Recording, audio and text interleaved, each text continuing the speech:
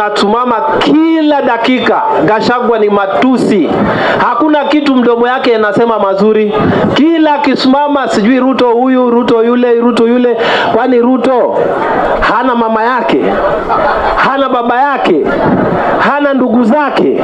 Why are you making someone look so bad? Si kama unataka kiti ya rais uende ukatafute. Why are you abusing people? Mimi hata namwangalia huyu jamaa ako na ugonjwa inaitwa wa munyororosis.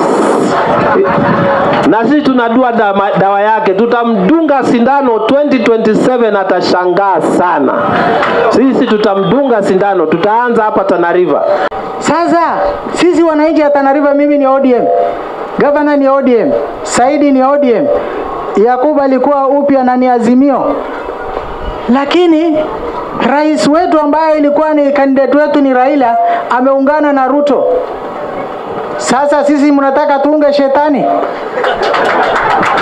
Mahali ambayo kuna maendeleo tuache tuwaletee maendeleo, ama sisi tuende huko wa Munyoro? Mahali ambayo kwamba hata kuna uvunjaji wa sheria. Tangu Kenya ipate uhuru, hakuna deputy president ambaye rais ana address watu hapa baada ya lisani 30 minutes ama 1 hour, yeye ana address kwingine. Na wakati yeye ni sitting deputy president akitumia hiyo ofisi. Na sisi tumepeleka yeye nyumbani kabisa.